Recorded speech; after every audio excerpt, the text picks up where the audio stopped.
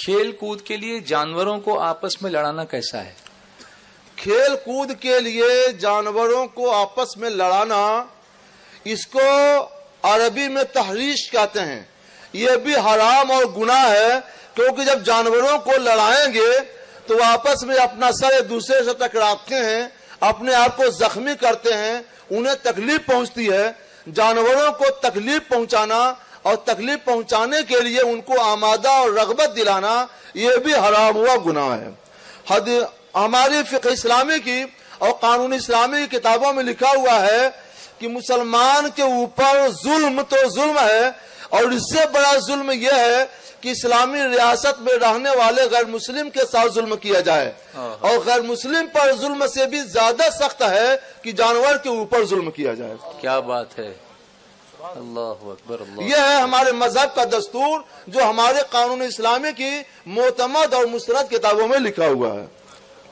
तो ये मतलब ये हुआ कि हम लोग खुद ही इन सब बातों को नहीं जानते, जिसकी वजह से लोगों को हमारी तरफ देखने का नजरिया बदल जाता है। इस्लाम के इस कानून को, इस्लाम की इन अहकाम को तबलीग के जरिए घर घर पहुंचाया जाए लोगों, ताकि इल्म को आम किया जाए।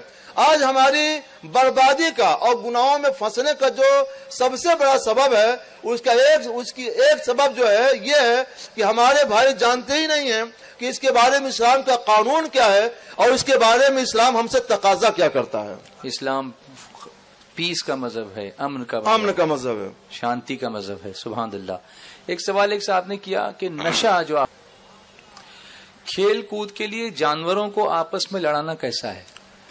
खेल कूद के लिए जानवरों को आपस में लड़ाना, इसको अरबी में तहरीश कहते हैं। ये भी हराम और गुनाह है, क्योंकि जब जानवरों को लड़ाएंगे तो वो आपस में अपना सर एक दूसरे से टकराते हैं, अपने आप को जख्मी करते हैं, उन्हें तकलीफ पहुंचती है। जानवरों को तकलीफ पहुंचाना और तकलीफ पहुंचाने के लिए उनको आमादा और रगबत दिलाना, ये भी हराम हुआ गुनाह है। हमारी फिक़्ह इस्लामी की और कानून इस्लामी की किताबों में लिखा हुआ है कि मुसलमान के ऊपर जुल्म तो जुल्म है, और इससे बड़ा जुल्म यह है कि इस्लामी रियासत में रहने वाले गैर मुस्लिम के साथ जुल्म किया जाए, और गैर मुस्लिम पर जुल्म से भी ज्यादा सख्त है कि जानवर के ऊपर जुल्म किया जाए। क्या बात है, अल्लाहु अकबर। यह है हमारे मजहब का दस्तूर, जो हमारे कानून इस्लामी की मोतमद और मुस्तरद किताबों में लिखा हुआ है। तो ये मतलब ये हुआ कि हम लोग खुद ही इन सब बातों को नहीं जानते, जिसकी वजह से लोगों को हमारी तरफ देखने का नजरिया बदल जाता है। इस्लाम के इस कानून को, इस्लाम की इन अहकाम को तबलीग के जरिए घर घर पहुंचाया जाए लोगों, ताकि इल्म को आम किया जाए।